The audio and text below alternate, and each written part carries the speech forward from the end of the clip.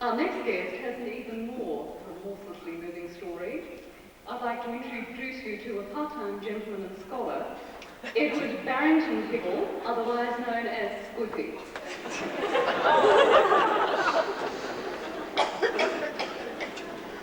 Delightful to see you. G'day, Alfie.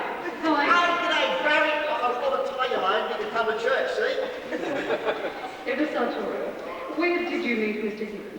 Well, you see, I was down in my lounge overlooking the Torrens, just catching 40 winks, and he came jogging along the riverbank there. I think he was a foundation member of Joggers for Jesus, you know. And he fell right over me. And I said to him, "Where do you think you're going?" Or words to that effect. Well, you know, you never ask a sky pilot where he thinks he's going. He sat down and started to tell me. Don't you like ministers who talk to you? Well, I mean, it's all right, ministers who talk like that's what they're paid for after all. What I don't like is when they start to make sense. What did you choose to do about it? I told him that I was quite happy there with my tax avoidance scheme, you know, it's not working. And I was having a great old time, but I don't think he believed me, you know. He started to tell me how any time I liked, I could go to this place called the West End Mission for gourmet meals.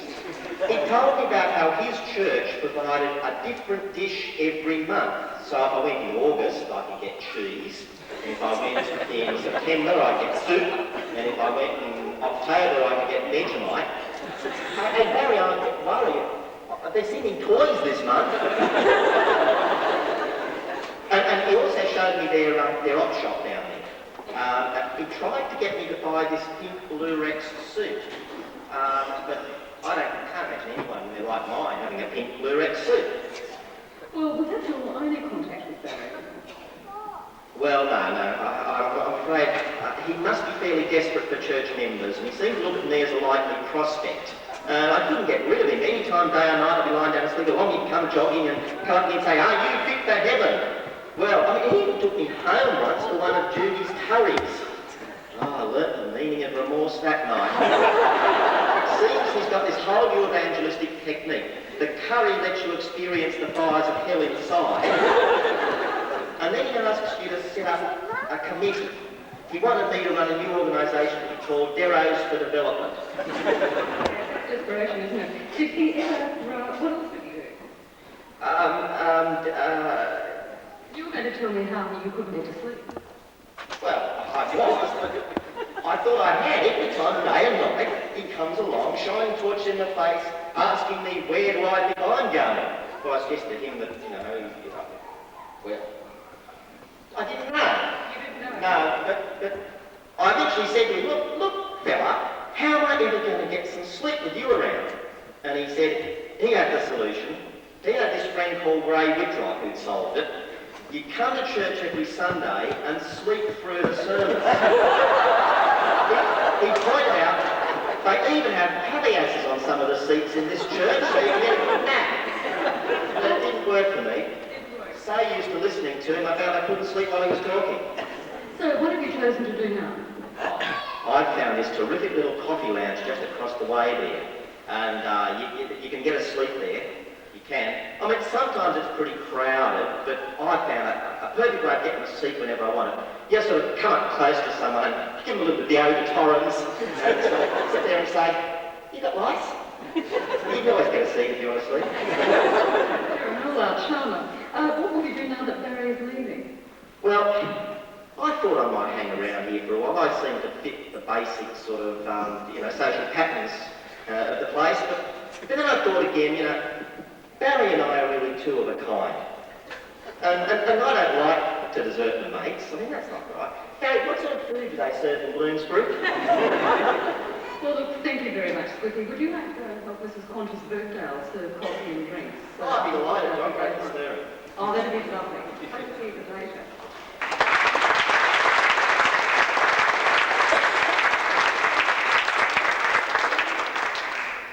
Children's Corner, as many of you know, is perhaps the most appreciated and the best understood part of any service at Flinders Street. And at the time when the children come forward to go to buy electric cattle prods to look at Uncle Barry's kneecaps. Now, I'd like to call on two children, would Monty and Temmy Sue Snibble good. Thank you, children. Oh, this is wonderful too. Isn't it?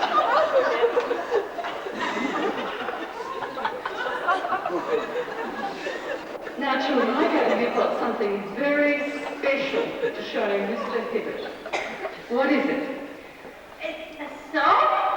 That's lovely. Thank you very much. Away you go. Ready, Mr. Music? Oh, who is our best friend? It's Barry. Oh, Barry is our best friend.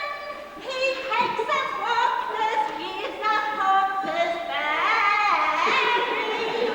Oh, he's a friend and he's bestest. North, east and western. So who's the best friend? It's Barry. 'Cause Barry is the right morning and Barry.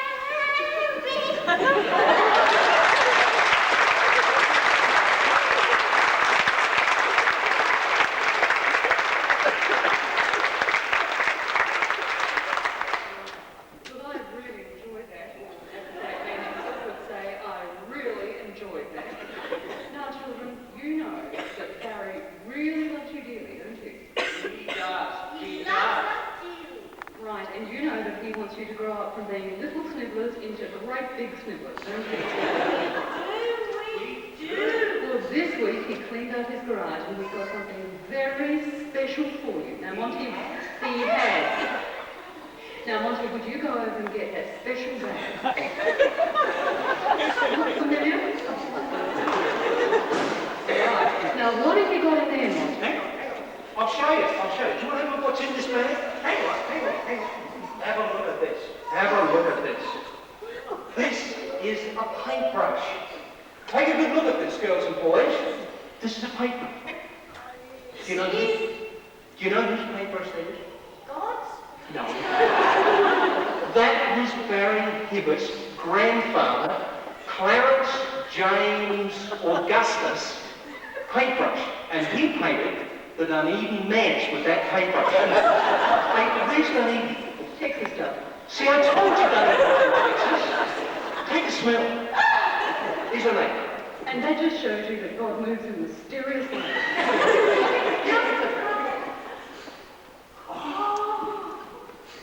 I know.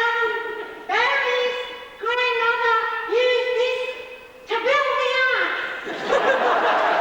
No, darling, no. That's a deacon dog. A deacon dog.